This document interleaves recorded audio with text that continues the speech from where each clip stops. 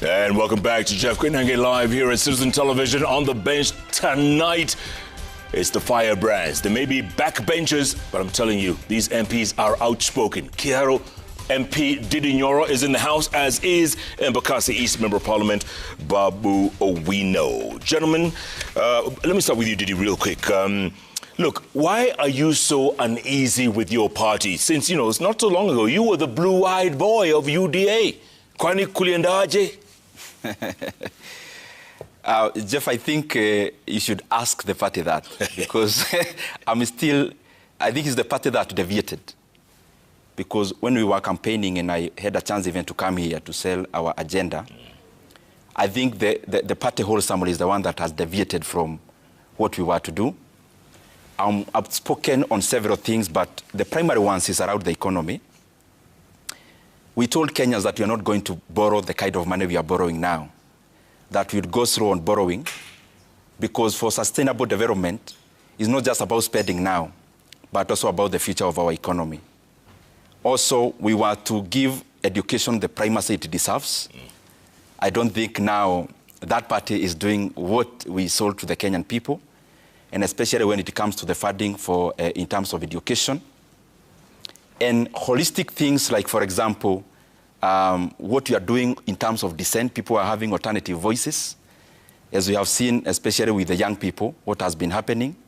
So I think once you get the representatives of the party, it's good that you pose that question to them, because I still believe in the same things we sold to the Kenyan people, and I believe they are the right things to do, whoever is in power. Are you disappointed then with your party? I am disappointed, and especially on the same things I've told you about. I am very keen about the economy, because for all the countries that we may admire to be like, all of them, the Asian tigers, the Western countries, what makes the country to be categorized as progressive is how it performs in terms of the economy. And we have not been doing very well. And let me give you just so that you see, and especially between what is sold and what I think we should be doing. Whatever you do economically speaking, the outcomes speak for themselves in terms of the figures. And I'm saying that because I have been seeing that we are investing too much on PR, selling a story, other than just doing the work to speak for itself. The economy of Kenya is growing at 4.9% this year, last year actually of 2025. The figures are still being corroborated, but that is the projection.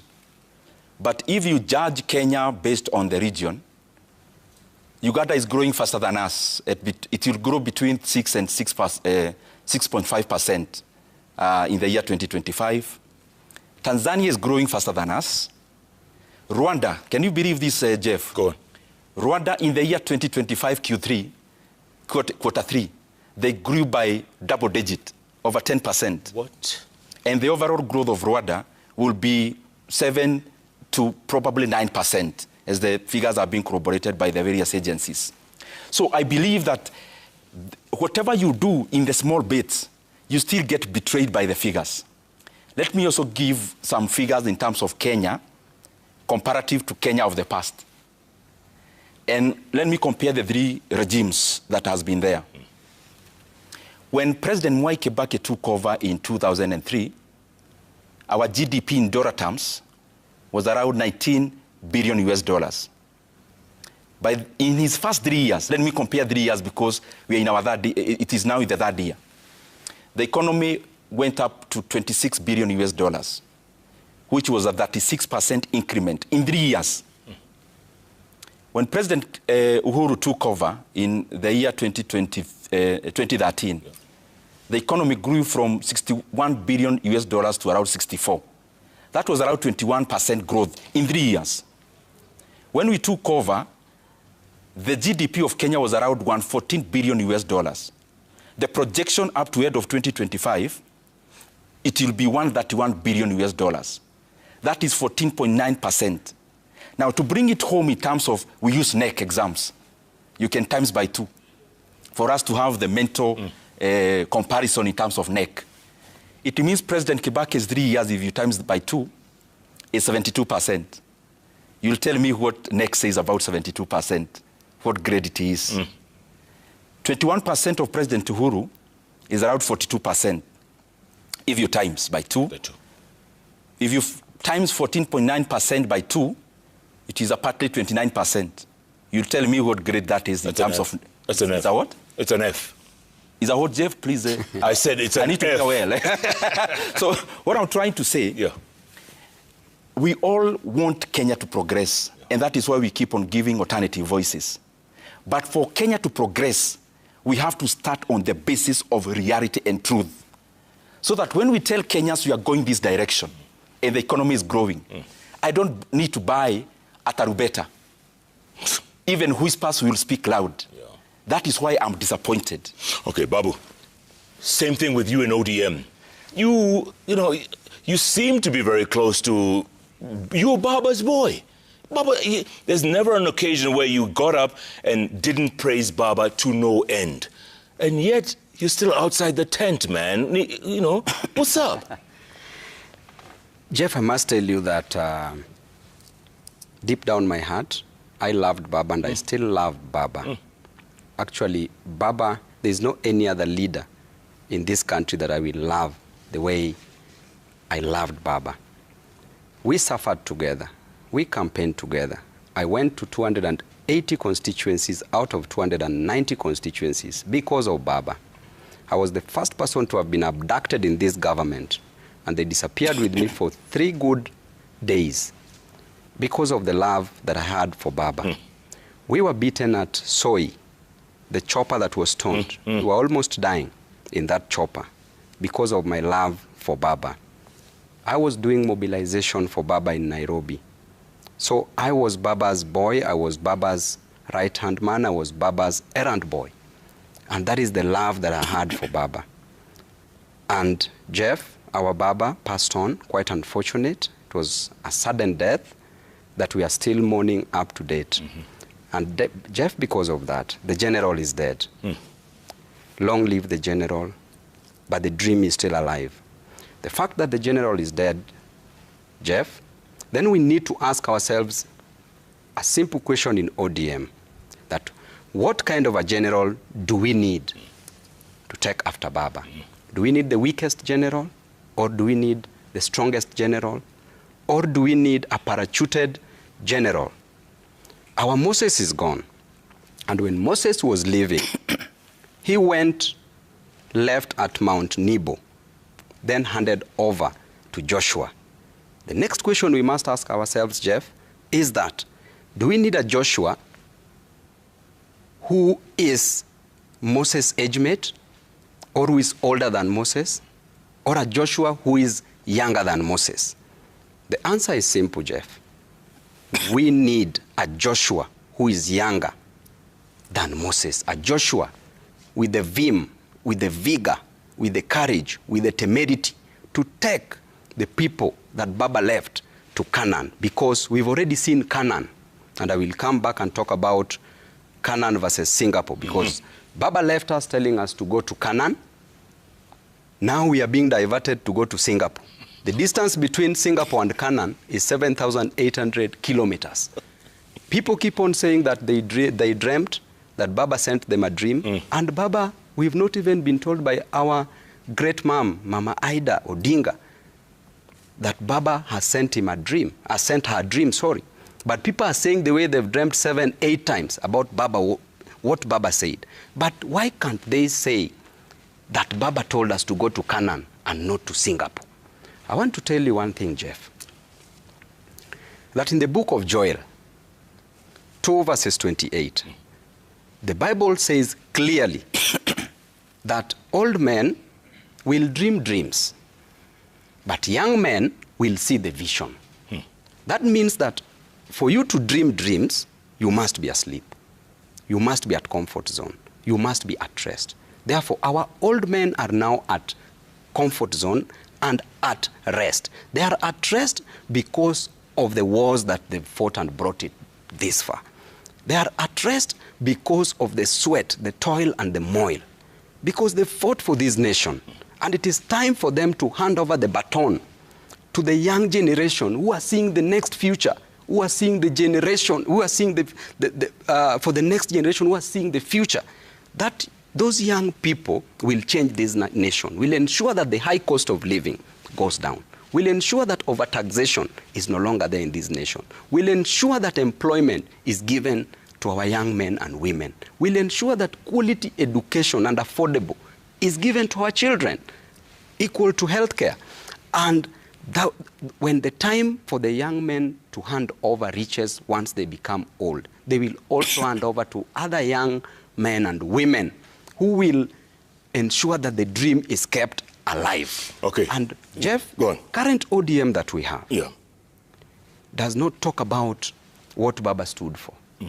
Baba never went to look for coalitions. Baba never went to look for other parties. Other parties came to look for Baba. This that we are going to look for is a different ODM. So therefore, the leadership of ODM must ensure that they stand with what Baba believed in. And you feel they're a little twisted, a little... what I will tell you... Off course, kidogo. They are off course. That leadership, they don't like the young people. And I want to tell you, again, in the book of 1 Timothy 4, verses 12, says clearly that do not allow yourself to be despised because you are a youth. Yeah. But show, by good example, by love, show the good work that you can do to the Didi, real quick, Babu just mentioned Singapore a moment ago. And you are a numbers man. You know your numbers. And you just mentioned it briefly a short while ago that, you have to stick to your vision. Is Singapore a reality or is it a diversion? Let me answer it this way. In economics, just to bring it in terms of real life, if, for example, you are a banana farmer, you compare how well you want to do banana farming with another banana farmer.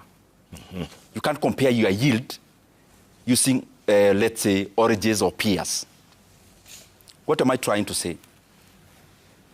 Every time you want to champion a cause like any other country economically, there are things that you look for. And that's why I believe the whole thing is like the one we sold about this versus the other. And because the time is nearing,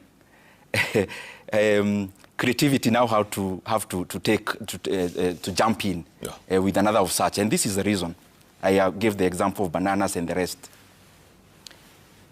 Economically speaking, when you want to compare an economy and you want to do like that economy, you look at the homogeneity of those economies. You look at, are these things even the same in many dynamics? The GDP per capita of that country is around, and I don't want to even get into that political sloganeering, so you allow me to use that reference. It's around 90,000 US dollars. GDP? No, GDP per capita, per person. Ours is around 3,000, but that's not even the point. The point is that how the economies are fashioned. The economy of Singapore is fashioned very differently from how the economy of Kenya is fashioned. Number one, in terms of the involvement of the state in terms of the economy. If, for example, you check at SGX, the Singaporean stock market, you take the top 10 companies, you realize that Temasek, one of the entity of government that owns stakes in other companies, they are very dominant in terms of ownership. Because Singapore, in its start, as much as it was promoting private side of the economy, the government was also very heavy in terms of state capitalism. So the economy actually that is very close to what Kenya should be, if we actually mean to emulate a country, it is actually South Korea. Because if you look at the size of that country you mentioned vis-a-vis Kenya, totally off. Even a county in Kenya is bigger in terms of geographical size, population-wise, and the same. If you compare the same with a country, for example, South Korea, more or less, our ideals economically bled more with South Korea. Our population is in the 50 millions. South Korea is in the 50 millions. Our country, our aspiration is to promote private sector-driven capitalism. And that is why we keep on divesting from government stakes. If you look at South Korea, that is what it advanced, and especially from the rule of General Park, where the economy was so involved in growing private enterprise that they had to create a cadre of companies called chaebols. You see, for example, my phone, here Samsung, LG, Hyundai, those are brands from South Korea. Yeah. But they were created by a deliberate government policy. Why? Because they wanted these companies, which would become behemoths, to be the pinnacle of the supply chain of supporting SMEs in South Korea, etc., etc., etc. That's point number one on how the economies are organized. There is something very important also that Kenya has to give critical thinking on. It's something called FDI.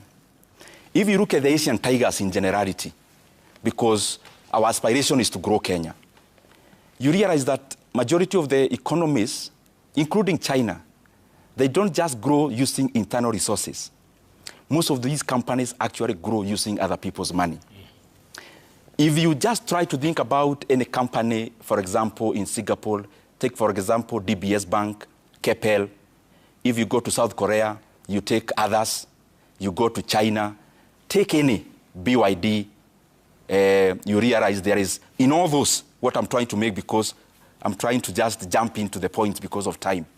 If you check in all those companies, and many others have not mentioned, you see something very peculiar. For BYD to be BYD that we know, they actually grew on American money. At some point, Berkshire Hathaway was an investor. If you check Alibaba, there was foreign money. But now when you come to Kenya, and especially policy making, and I've been there, I have seen it. I'm speaking from experience, given my other chairmanship budget. Yes. Yes. Many times we confuse FDI and remittances. We want to sell a story to Kenyans about money that is coming to Kenya, and especially from Kenyans who are working abroad. Yeah. Remittances are consumerism-driven. FDI is investment-driven. The other point, I'm just trying to give a highlight. You look at Kenya, and you look at the countries we want to emulate, you want to look at the dynamism of those economies, and you realize ours is very haphazard. If you look, for example, at Japan that started to grow around Asia, they started with having labor-intensive industries. And there was a reason. Because you mop up unemployment, you solve a social problem, but you also give people a chance to be a resource. And then you upgrade. You go to a skill-intensive kind of industrial economy. Then you go to capital-intensive. And then you go to technology-driven. Why am I giving all these issues around here?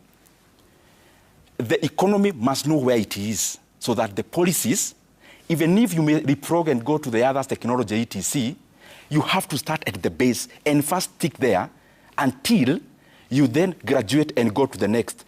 And I'm not saying you keep off growing on the rest in terms of skill and technology and capital intensive. I'm saying that we must be deliberate on creating labor-intensive industries, because this is an economic issue in terms of solution, but it's also a social one. The other point, as I go to the finish, I'll just give a few. For us to become like those countries, none of them grew on the basis of patronage. The biggest problem we have in our country now is patronage. Patronage is where we mix power and economy. Is it a coincidence in Kenya that when one is bequeathed with a big position, they automatically become the best entrepreneurs in Kenya, that they become also captains of the industries in terms of ownership? The other point, which we have to be very clear on, is governance and corruption. Yeah. Singapore, in the year 1980s, they had a program around housing. And the Minister for Housing took some money from somebody. And he was being searched by the equivalent of EACC. And because Lee Kuan Yew was his friend, he decided to call him. Hey, my friend, I'm in this kind of problem. Can I come see you? Can I come see you, yes. Lee Kuan Yew told him, malizana na EACC, mimi siendi pahali utaniona. Utaniona tu. The guy committed suicide. What am I trying to say? Jeff, and I'm talking this because I know for sure it is important. We have to root the diversion that happens around taking public resources and benefiting from policies when especially we are in governance. Because corruption is not just about kitu kidogo. The biggest level of corruption is the one that distorts economic incentives. Yeah. This is what I mean. In not just Kenya, most of the countries in the global south, you realize as a young man, if I just gain power, I get money in between. If you go to those countries, there is a clear demarcation. So what happens? Even the person who should be an entrepreneur, the biggest resource in entrepreneurship becomes power. Yeah. And that is not how an economy can grow to the level we want to go into. The very last one is human capital development. From the US, from the UK in terms of growth, actually from way back, you know, there is a time Netherlands was a superpower in the world. Mm. From Netherlands to the UK, to the US, coming to the Asian tigers, including China, you realize one critical element. In all economic models of those ones, practical examples, and even theoretically, human capital development is the most important resource that you have to work on when you're talking about growing an economy, not in a normal pace, astronomically. Okay. And we cannot do that when at the same time we are denying the basic level of that, which is basic education, sufficient resources. Babu. Jeff, if I may, go on, the issue of Singapore. Yes. First of all, if I just talk at face value and compare Singapore and Kenya, Jeff, the size of Singapore is 736 square kilometers. Is that central province? Is that smaller than? The size of Nairobi is 696 square kilometers. Wow. Therefore, Singapore and Nairobi are almost congruent in size. The size of Kenya is 580,000 square kilometers. It means that Kenya is 800 times bigger than Singapore. Then the population of Kenya is 58 million in number, while the population of Singapore is 6.1 million in number. The GDP right now of Singapore is close to around 4.6% today. And the GDP of Kenya is approximately around between that 4 and 5%. Therefore, it means that how else will the 58 million Kenyans fit in Singapore, which is a smaller country in terms of size? Jeff, there is no need of the state, of the government, of the president talking about Singapore if we have a blueprint in Kenya. For 40 years when KANU was ruling this nation, by 2002, we had an economic growth rate. Actually, I'm talking about the economic growth rate, not the GDP. Of Singapore is 4.6, and of Kenya is around 5%. The economic growth rate of Kenya as at 2002 was at 2%. Then when Kibaki took over, the economic growth rate shot to 7%. 7.1, I remember. Yes. 7%. Yes. Then, in 2008, Kibaki came up with a blueprint and called it the Vision 2030. We don't need to go to Singapore. I want us to focus here. The Vision 2030, having come up, the projection was that by the year 2013, it ought to have had a two-digit number, which was approximately 10%. And by the year 2030, it ought to have maintained that 10% and even more. With the blueprint that we have, we had 3 pillars. The economic pillar, that was comprising of tourism, that we were to market our nation, and we were to come up with proper infrastructure and proper hotel industry to attract tourism in our nation. Yep. We were to talk about manufacturing, that we invest more in manufacturing, in construction industry, in the service industry, which we have the banking and the insurance industry. We were also supposed to talk about the micro, that is retail and wholesale, micro and small, medium enterprises. That is the Juakali sector. and were to be financed through cooperatives and SACCOs. Very simple, Jeff. Then we had the economic sector, then we had the social sector. The social pillar was supposed to take care of education, providing quality and affordable education, if possible free, because there was free primary education. Then in addition to that, healthcare, primary healthcare, affordable and of great quality. We're talking about proper environment, sanitation, clean and sufficient supply of water. Simple things, Jeff. Then the last one is the political pillar, where we were talking about the justice system, reforms in the justice system. We were to talk about the reforms in the electoral process to give us proper leadership, not what we have now. We were to talk about the management of the political parties so that we don't have the problems we are experiencing with my brother Ndindi Nyoro today.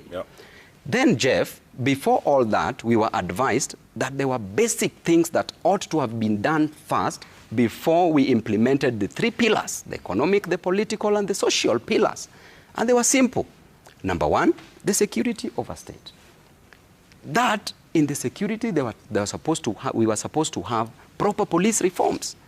My brother and I will tell you today that we don't have a police service. We have a police force, up to date. The defense was supposed to be so stable to handle terrorism, so that there's stable security. Not a nation that abducts her children, where tourists will be scared of coming to invest here. Because the other day at Thika Law Courts, you charge over 50 Gen Zs with terrorism charges. You call them terrorists. How can a tourist, how can an investor come to invest in this nation that is full of, in quotes, terrorists? Then we talk about the macroeconomic stability, where the prices of goods and services were supposed to be stable before we do any other thing. Inflation, stable. We talk about exchange rates, stable. Then the next one was so simple that they only required us to do proper infrastructure in the country. For us to achieve the three economic pillars: infrastructure, energy. Energy, right now, electricity we produce close to around 3,800 megawatts. Cannot run industrialization to grow a nation. Roads, airports, and ports. We were to talk about land reforms, Jeff. What can you do? Land is a factor of production in economics. The land reforms, the historical injustices were supposed to be cured.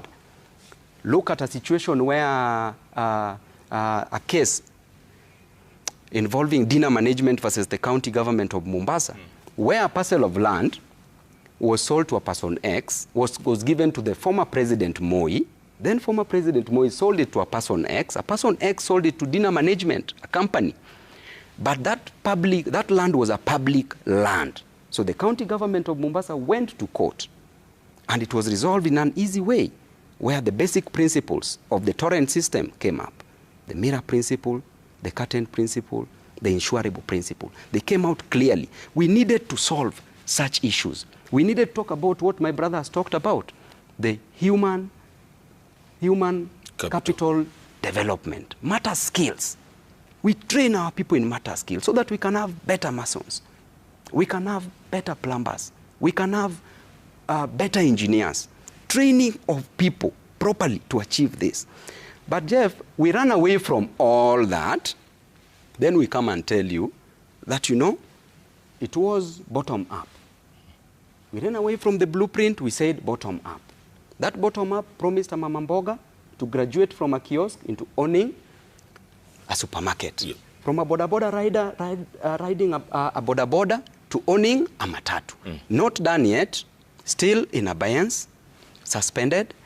Right now, we are talking about going to Singapore. We cannot go to Singapore, Jeff, if we can't provide the basics to a common human being in Kenya.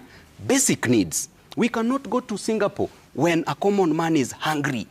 Jeff, a man, a woman toils, moils, wakes up very early in the morning. A dad going to Juakali. Our brothers riding a bicycle. Our mothers selling mama mboga. Some selling changa like my mother. Jeff, if you see women in a construction site carrying stones and shovel, working tirelessly, so that they can just get their next meal, so that they can just get their rent for the next month, so that they can get school fee for their children, so that they can get affordable education for their children. Jeff, what has happened with us? Where is the morality in us as leaders that we want to see Kenyans suffer and we still want to go to Singapore? Will you be going to Singapore with hungry people? Feed Kenyans first.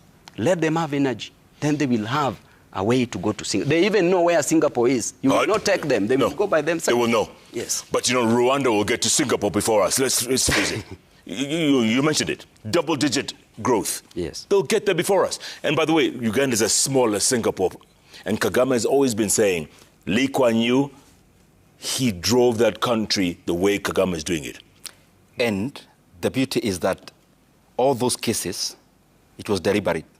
Yeah. Let's even not jump there. If you go, for example, to a country like China, how it grew, from around 1978, coming all the way, Deng Xiaoping's time, deliberate. If you go to, in terms of General Park in South Korea, deliberate policy. Simple line, one. South Korea was export-led economy. Just that. So everything else that the economy was doing, every production, was industrialization, which is based on exporting. So maybe, gentlemen, let's forget about Singapore. Let's go to South Korea. Jeff, I said the other day. Pick a country. Because I've been in those political issues. Yes. Hold on. Hold that thought, Mheshimiwa. Because I want to come and talk about that. And also, where did you get this money to educate all these children in your constituency? Where's the money coming from? I came with some chapos, I'll give you. And gentlemen, also, both of you. In fact, I have a message here from David Ole Sankok. A great man. A good man, a fantastic man. Sankok says, Jeff, you are speaking. Here we go. Today you are hosting the president and his running mate. Sankok amesema hivyo. Gentlemen, think about it, man. Think about it. The future is It's bright. Yes, very bright. I have to wear shades. Very bright. It's very bright. Yeah. Folks, I told you, the Young Turks speaking without fear of contradiction. Maybe this is what we need going forward as a nation. What do you think? We're going to take a break, come back, plenty more ahead. We have Ndindi Nyoro in the House, Member of Parliament for Kiharo, and Babu Owino, Member of Parliament for Embakasi East. Pretty soon, it could be Mr. President and his deputy. Question is, who is whom? Keep tweeting at Koinange, Jeff at O'Burrows, at Citizen TV Kenya, hashtag Check It Live. Check It Live, take a break, we'll be back in a moment.